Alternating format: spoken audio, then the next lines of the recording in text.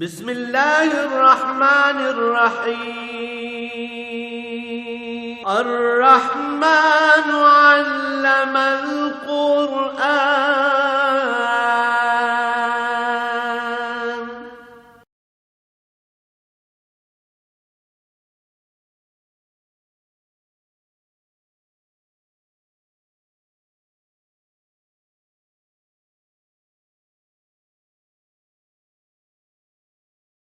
الحمد للہ رب العالمین والصلاة والسلام علی حبیبہ محمد وآلہ وصحبہ اجمعین۔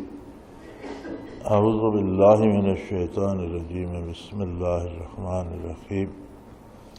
افامن الذین مکروا السیئات یخسف اللہ بہم الارض او یاتیہم العذاب من حیث لا یشعرون او یاخذہم فی تقلبہم فما ہم بمعجزین او یاخذہم علی تخوف فإن ربکم لرؤوف رحیم۔ اولم یروا الی ما خلق اللہ من شیء یتفیأ ظلالہ عن الیمین والشمائل سجدا للہ وہم داخرون۔ وَلِلَّهِ يَسْجُدُ مَا فِي السَّمَاوَاتِ وَمَا فِي الْأَرْضِ مِن دَابَّةٍ وَالْمَلَائِكَةُ وَهُمْ لَا يَسْتَكْبِرُونَ۔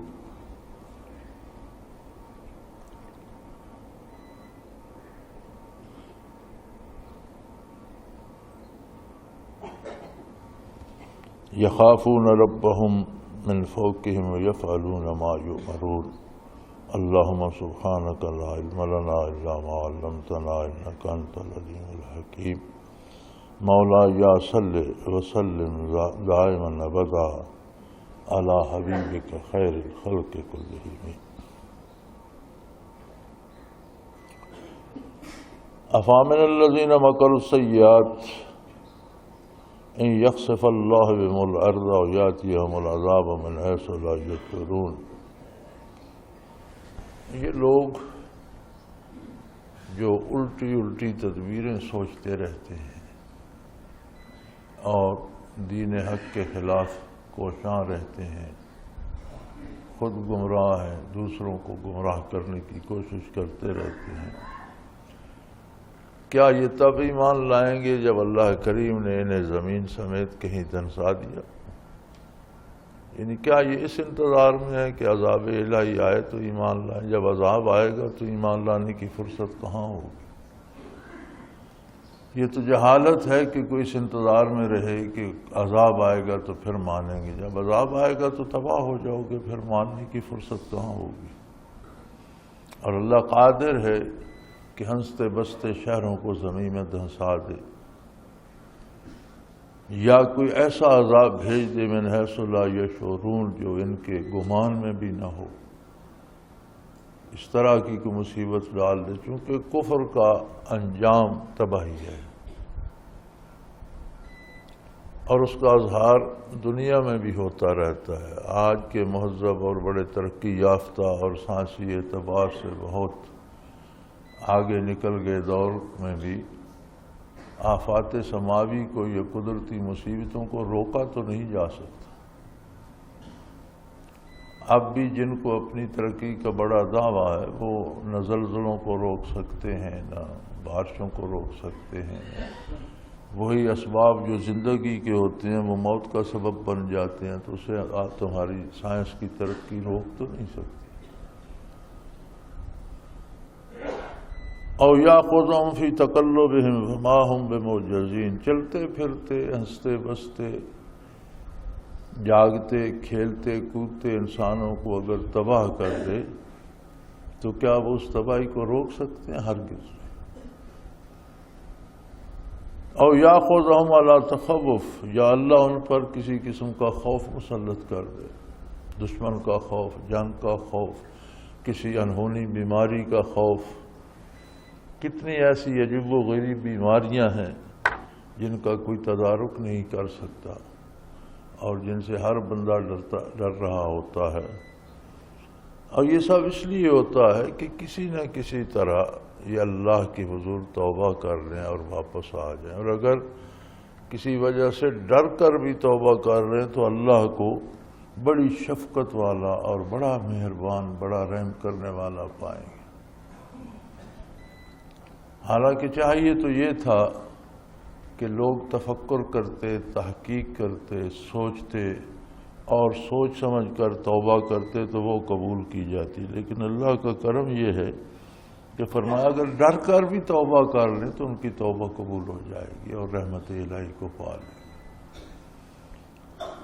یہ اس کی رحمت کی وسعت ہے اور اس کے کرم کی انتہا ہے۔ اولم یروا الی ما خلق اللہ من شیء یتفیأ ظلالہ عن الیمین والشمائل سجدا للہ وہم داخرون۔ کیا تم دیکھتے نہیں ہو کہ جتنی چیزیں مخلوقات جتنی اللہ نے پیدا کی ہے، کسی نہ کسی وقت ان کے سائے بھی جھک کر اللہ کی بارگاہ میں سجدہ ریز ہونے کا ثبوت پیش کرتے ہیں۔ بڑے بڑے پہاڑ، بڑے بڑے درخت، بڑی بڑی چٹانیں، ہر چیز پہ ایسا وقت آتا ہے کہ جب وہ اس کی عاجزی عذر من اللہ ہو جاتی ہے، جب اس کی عاجزی سامنے آ جاتی ہے اور چیزیں اپنی عاجزی کا اظہار اللہ کی بارگاہ میں کرتے ہیں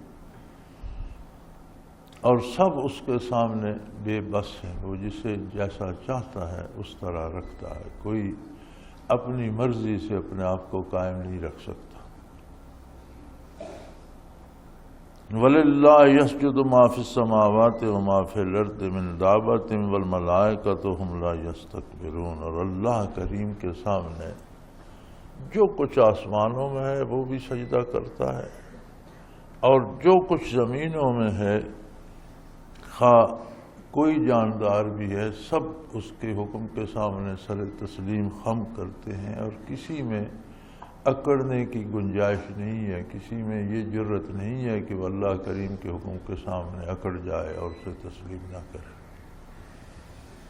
کسی جاندار کو بیمار کر دے، یہ صحت دے دے، کسی کو پیدا کر دے، یہ فنا کر دے، کسی کو زندگی عطا کر دے یا موت دے دے، کوئی چیز ایسی نہیں ہے جانداروں میں سے بھی اور بے جان اشیاء میں سے بھی جو انکار کرے اور اس کے حکم کے سامنے اکڑ جائے، ایسا ممکن نہیں۔ ہر چیز بلا چوں و چراں اس کی اطاعت کرتی ہے اور کسی میں تکبر کرنے کی یا اکڑنے کی گنجائش نہیں۔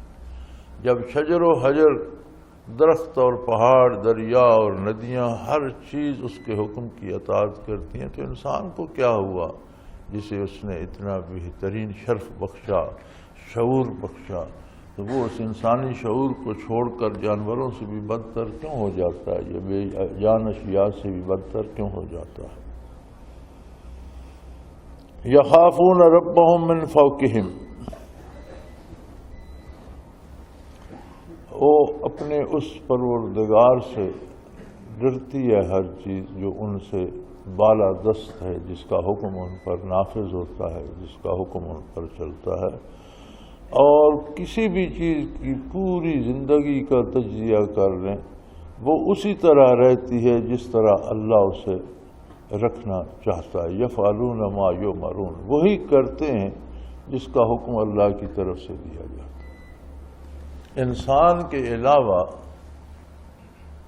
ساری مخلوق تکوینی امور کی تابع ہے، جس طرح اللہ کا حکم ہوتا ہے اسی طرح چلتے ہیں، کوئی سرتابی کی گنجائش نہیں رکھتا۔ انسان کو بھی اپنی ساری زندگی میں سرتابی کی مجال نہیں ہے، نہ اپنا وجود خود بنا سکتا ہے، نہ اپنی شکل خود تجویز کر سکتا ہے، نہ اپنی عقل خود بنا سکتا ہے، نہ اپنی روزی اپنی مرضی سے حاصل کر سکتا ہے، نہ اپنی صحت اپنی مرضی سے رکھ سکتا ہے، نہ اپنی زندگی اپنی مرضی سے رکھ سکتا ہے۔ یہ ساری چیزیں انسان بھی بے چون چرا قبول کرتا ہے۔ جب اطاعت کی باری آتی ہے، ارادی اطاعت کی باری ہے، تو صرف وہاں انسان کو اجازت دی گئی ہے کہ یہ راستہ اطاعت کا ہے، یہ نافرمانی کا ہے۔ تمہیں یہ شعور دیا گیا ہے کہ تم عظمت الہی کا ادراک کر سکو، ہر فرد اپنی حیثیت کے مطابق اس کی شان سے واقف ہے۔ اب تم اس کی اطاعت کرنا چاہتے ہو یا نافرمانی، یہ تمہیں اختیار ہے۔ صرف اسی اختیار کی وجہ سے انسان ایک راستہ اختیار کرتا ہے، اطاعت کا یا گمراہی کا۔ حضرت علی کرم اللہ وجہ الکریم سے کسی نے یہ پوچھا تھا کہ انسان کو کتنا اختیار دیا گیا ہے، تو انہوں نے فرمایا ایک ٹانگ اٹھا لو۔ اس نے ایک ٹانگ اٹھائی، فرمایا اب دوسری اٹھا لو۔ کہنے دوسری کیسے اٹھاؤں؟ فرمایا بس اتنا ہی اختیار ہے انسان کے پاس، یعنی آدھی زندگی تقدیر الہی کے مطابق جیتا ہے۔ جسم کیسا ہوگا، شکل کیسی ہوگی، عقل کیسی ہوگی، رزق کتنا ہوگا، صحت کیسی، یہ سارے امور اللہ کے حکم کے مطابق مان کر چلتا ہے۔ اطاعت یا نافرمانی یہاں اسے اختیار دیا گیا ہے، یعنی آدھی زندگی جو ہے اطاعت یا نافرمانی میں بسر کرنے کا اس کے پاس اختیار ہے، وہ کون سا راستہ اختیار کرتا ہے۔ وقال اللہ لا تتخذوا الہین اثنین، اللہ کا حکم یہ ہے، اللہ نے یہ ارشاد فرمایا کہ دو معبود نہ بناؤ۔ انما هو الہ واحد، وہی اکیلا معبود ہے، عبادت کا مستحق ہے۔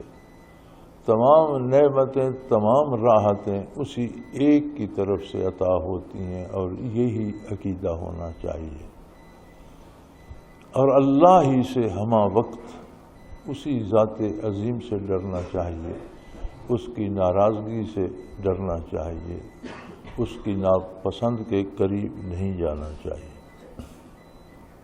انسان کی عادت عجیب ہے، جب اس کا کوئی کام ہو جاتا ہے یا جسے اس نے مسئلہ سمجھ رکھا تو حل ہو جاتا ہے، جب تک نہیں ہوتا تب تک بڑا گڑ گڑا کر دعائیں کرتا ہے، کام ہو جائے تو پھر اللہ کو بھول جاتا ہے، پھر یا تو اپنے حسن تدبیر کا قائل ہو جاتا ہے کہ میں نے ایسے کر لیا، یا اللہ کے سوا کسی کا ممنون ہو جاتا ہے، فلاں نے میرا یہ کام کر دیا۔ یہ بڑی عجیب بات ہے۔ تو فرمایا جب کوئی نعمت ملتی بھی ہے تو اللہ کی طرف سے ہے، اسی کا مزید شکر ادا کرو اور اس کی اطاعت پہ مزید کاربند ہو۔ وَلَهُ مَا فِي السَّمَاوَاتِ وَالْأَرْضِ وَلَهُ الدِّينُ وَاسِبَاهُ، جو کچھ آسمانوں میں ہے یا زمین میں، کائنات میں جو کچھ بھی ہے سب اسی کی ملکیت ہے، سب اس کی اپنی تخلیق ہے، سب اس کے حکم کے تابع ہیں۔ جس چیز کو جب پیدا کرنا چاہتا ہے وہ پیدا ہوتی ہے، جس چیز کو جب تک باقی رکھنا چاہتا ہے وہ رہتی ہے، جس کو فنا کرنا چاہتا ہے وہ فنا ہو جاتی ہے۔ کسی کا اس میں کوئی دخل نہیں، ہر چیز اس کی اپنی ذاتی ملکیت ہے، اور اس میں اس کا اپنا ذاتی تصرف ہے، جو چاہے کرے۔ انسان کبھی تو اسباب ہی کو بڑا مان لیتا ہے کہ میں نے وہ تدبیر کی تو یہ کام ہو گیا، میں نے فلاں سے کہا تو اس نے میرا، یا کسی دوسرے کو اپنا حاجت روا سمجھ لیتا ہے یا اپنے حسن تدبیر کو۔ فرمایا یہ باتیں غلط ہیں۔ جب کسی کو کوئی نعمت ملتی ہے تو وہی دیتا ہے جس نے اسے پیدا فرمایا، جس نے وہ نعمت پیدا، وہ اس کی ذاتی ملکیت ہے، اگر اس نے اسے دی تو اس کی عطا ہے۔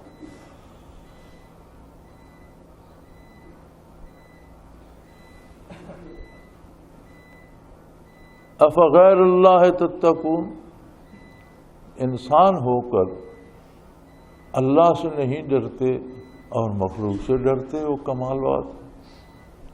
یعنی کبھی بیٹھ کر سوچو کہ کسی نعمت کو ضائع کرنا یا کوئی نعمت عطا کرنا یہ منصب ہے کس کا؟ یہ تو اللہ کا اپنا ذاتی منصب ہے، اس کا کام ہے، اس سے انسان نہیں ڈرتا۔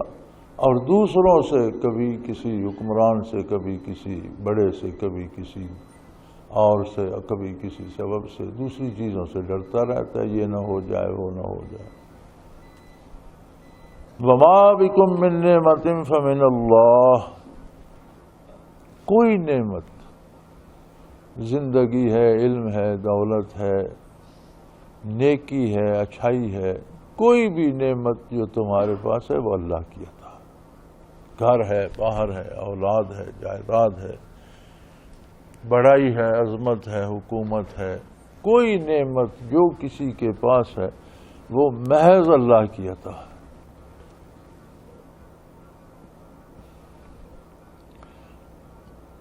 اور اس بات پہ یہ بھی دلیل ہے، ذرا سوچو، غور کرو، ثم اذا مسکم الضر فالیہ تجارون، جب تمہیں کوئی مصیبت پہنچتی ہے، جب تم تکلیف میں ہوتے ہو، جب تم دکھی ہوتے ہو تو کس کی بارگاہ میں چلاتے ہو؟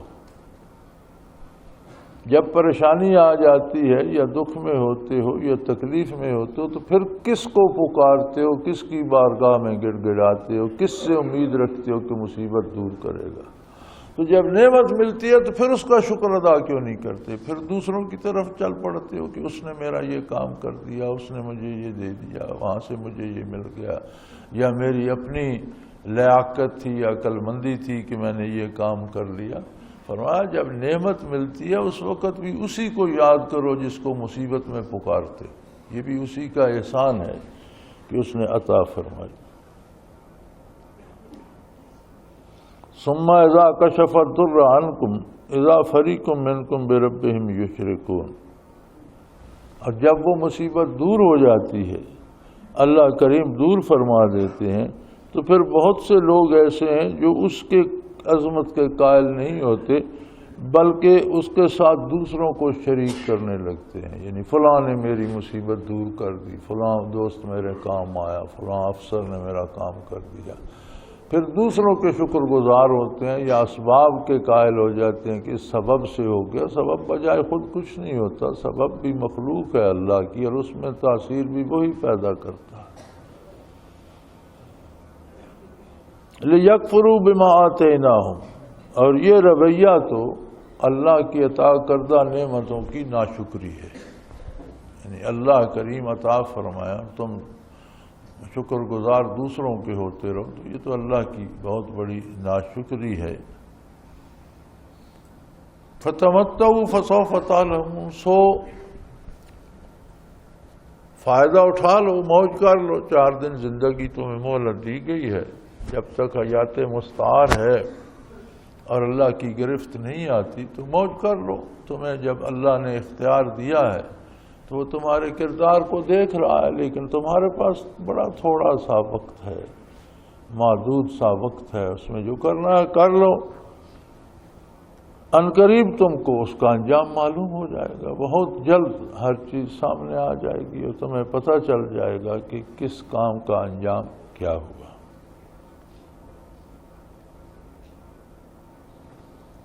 یجعلون لما لا یعلمون نصیبا مما رزقناہم،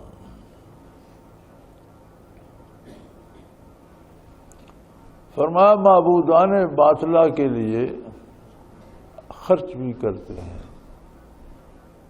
معبودان باطلہ کو خوش کرنے کے لیے کبھی نظریں چڑھاتے ہیں، کبھی منتیں مانتے ہیں، کبھی جانور ذبح کرتے ہیں، اور یہ تو وہ رزق ہے جو میں نے تمہیں دیا، یعنی جو تمہارے پاس رزق ہے وہ تو اللہ نے تمہیں دیا، اور تم دوسروں کو معبود بنا کر اللہ کے دیے ہوئے رزق میں سے ان کی رضا کے لیے خرچ کرنے پہ لگے ہوئے ہو۔ تاللہ لتسألن عما کنتم تفترون، اللہ کی قسم، یہ اللہ کی عظمت اس بات پہ گواہ ہے کہ اس ساری چیز کا حساب ہوگا، تم سے پوچھا جائے گا، اور یہ جو تم جھوٹ موٹ اور فرضی حاجت روا بنا کر ان کی خوشامد میں لگے رہتے، سب کا حساب ہوگا۔ فرمایا عجیب لوگ ہیں، وَيَجْعَلُونَ لِلَّهِ الْبَنَاتِ، اللہ کے لیے بیٹیاں تجویز کرتے ہیں۔ ایک طبقے کا عقیدہ یہ بھی تھا کہ فرشتے اللہ کی بیٹیاں ہیں۔ فرمایا ان سے پوچھو، سبحانہ، وہ تو پاک ہے، ان سب چیزوں سے بالا تر ہے، وہ واحد ہے، احد ہے، لا شریک ہے، بیٹا بیٹی یا بیوی ہوگی تو جس کی اولاد ہوتی ہے وہ اسی کی جنس سے ہوتی ہے، اس سے کمزور بھی ہو تو بھی اسی والی صفات اس میں انسان کی اولاد انسان ہوتی ہے، جانور کی جانور ہوتی ہے، وہی صفات جس کی اولاد ہو اس میں بھی موجود ہوتی ہیں، تو وہ تو ایسا لا شریک ہے کہ اس کی ذات میں نہ کوئی شریک ہے نہ اس کی صفات میں کوئی شریک، تو ان چیزوں سے پاک ہے، بالا تر ہے، لیکن لوگ اپنی جہالت کی وجہ سے اللہ کے لیے بیٹیاں تجویز کرتے ہیں اور اپنے لیے جو چیز انہیں اچھی لگے وہ پسند کرتے ہیں۔ جب بیٹی کی بات آئے وَإِذَا بُشِرَ أَحَدُهُم بِالْأُنثىٰ ظَلَّ وَجْهُهُ مُسْوَدًّا وَهُوَ كَظِيمٌ، ان مشرکین کو دیکھو جب ان کے اپنے گھر سے خبر آئے کہ تمہارے بیٹی ہوئی ہے تو یہ دکھی ہو جاتے ہیں، پریشان ہو جاتے ہیں، حالانکہ بیٹی بھی تو اللہ کی دین ہے، بیٹا بھی اللہ عطا کرتا ہے۔ بعض بیٹیاں بہت خوش نصیب اور بہت نیک اور بہت اطاعت شعار ہوتی ہیں، بعض بیٹے بڑے گستاخ اور رسوا کرنے والے ہوتے ہیں، لیکن انسان کو دیکھو یہ بہرحال اس تلاش میں رہتا ہے کہ بیٹا ہو تو خوش ہو جاتا ہے، بیٹی ہو تو بس اس کا رنگ متغیر ہو جاتا ہے اور دکھ سے بھر جاتا ہے کہ یہ پریشانی گلے پڑ گئی۔ خود پسند نہیں کرتے بیٹی، اللہ کے لیے بیٹیاں تجویز کرتے، اور اپنی بیٹی ہو جائے تو پھر یہ سوچتے ہیں کہ یار یہ تو بڑی ضلالت کی بات ہے، اب یہ ذلت برداشت کریں یا اسے زندہ ہی زمین میں گاڑ دیں،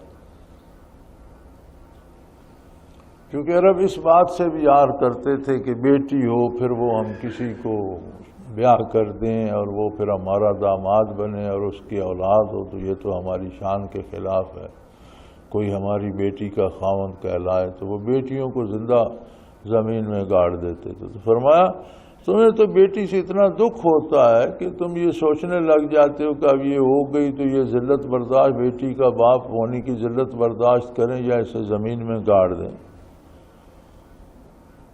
فرمایا جان لو تمہارے یہ فیصلے اور بیٹیوں کو ناپسند کرنا بھی اللہ کی ناشکری ہے۔ اولاد بیٹے ہوں یا بیٹی وہ اپنی طرف سے دیتا ہے، بعض اوقات بیٹیاں اس طرح کی خدمت کرتی ہیں والدین کی جس طرح بیٹے نہیں کرتے، بعض اوقات بیٹے نافرمان ہو جاتے ہیں اور والدین کے لیے پریشانی کا سبب بنتے ہیں، تو یہ سب اللہ کی عطا ہے، وہ بیٹا دی یا بیٹی دی اس کی طرف سے ہے۔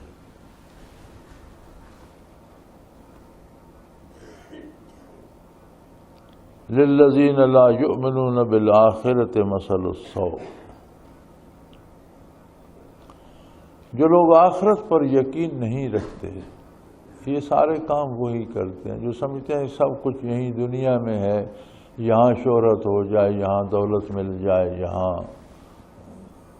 کوئی بڑائی مل جائے تو بڑی بات ہے۔ فرمایا اصل بات یہ ہے کہ آخرت میں کیا نتائج سامنے آتے ہیں، اور جو لوگ آخرت پر یقین نہیں رکھتے ان کا حال بہت ہی برا ہے، بہت ہی برے حال میں ہے۔ وہ کیا ہوا چند دنیا کی زندگی میں ان چیزوں پہ پردہ پڑا ہوا ہے تو ایک دن تو ہر چیز سامنے آ جائے گی۔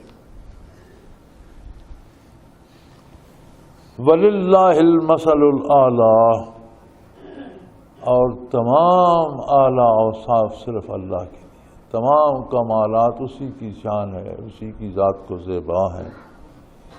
وَهُوَ الْعَزِيزُ الْحَكِيمُ، اور وہ زبردست ہے، غالب ہے، جو چاہے کر سکتا ہے۔ پھر سوال یہ پیدا ہوتا ہے کہ جو نافرمانی کرتے ہیں ان کو پکڑتا کیوں نہیں؟ فرمایا وَهُوَ الْحَكِيمُ، اس کی اپنی حکمت ہے، اس نے خود انہیں فرصت دی، تھوڑا سا وقت دیا، وہ خود دیکھتا ہے کہ اس وقت میں یہ کیا کرتے ہیں، بالآخر گرفت میں آ جاتے ہیں، موت تو ہر ایک کو آ جاتی ہے، اور موت حقائق کی دنیا میں پہنچا دیتی ہے، تصورات ختم ہو جاتے ہیں، پھر حقیقتیں سامنے آ جاتی ہیں۔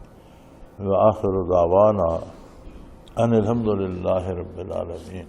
اللہ اللہ اللہ اللہ اللہ اللہ اللہ اللہ حضرت امیر محمد اکرم آوان مد ذلہ العالی دارالعرفان منارہ ضلع چکوال میں سالہ سال سے قرآن و حدیث کے اوپر خطابات کر رہے ہیں اور سلسلہ نقشبندیہ اویسیہ کے مطابق لوگوں کو ذکر الہی کی تربیت دے رہے ہیں۔ وہ قرآن پاک کی تفسیر ترتیب وار بیان کر رہے ہیں۔ تفسیر قرآن کو وہ موجودہ ملکی اور بین الاقوامی حالات کے مطابق بیان کرتے ہیں۔ موٹر وے سے کلر کہار کے انٹرچینج سے نکلتے ہوئے کلر کہار کی جھیل سے ہوتے ہوئے میانی، بوچھال اور نور پور سے گزرتے ہوئے دارالعرفان منارہ پہنچ سکتے ہیں۔ حضرت امیر محمد اکرم آوان نے بچیوں اور بچوں کی دینی اور دنیاوی تعلیم کے لیے سقارہ اکیڈمی کے نام سے ایک درسگاہ بھی قائم کی ہے، جس کا افتتاح ملک پاکستان کے صدر جنرل محمد ضیاء الحق نے اپنے دست مبارک سے کیا تھا۔ وہ تمام احباب جو اسلام کی طلب رکھتے ہیں ان سے گزارش ہے کہ دارالعرفان منارہ ضلع چکوال میں امیر محمد اکرم آوان صاحب کے خطابات سے مستفید ہوں۔ وہ ہر جمعے کو نماز سے پہلے بیان فرماتے ہیں۔ ہر ماہ کی پہلی اتوار کو ماہانہ اجتماع ہوتا ہے جس میں آپ خصوصی خطاب فرماتے ہیں اور پاکستان کے چاروں صوبوں سے احباب اس اجتماع میں شرکت کرتے ہیں۔ اس کے علاوہ یہاں سال میں 2 مرکزی اجتماعات بھی ہوتے ہیں، ایک رمضان المبارک میں اعتکاف کا اجتماع اور دوسرا جولائی اور اگست میں 40 دن کا اجتماع ہوتا ہے جس میں روحانی تربیت کی جاتی ہے۔ اپنا خون سیماب دے کر اتنا ہم کر جائیں گے، نام آقا کا چمن میں پھر رقم کر جائیں گے۔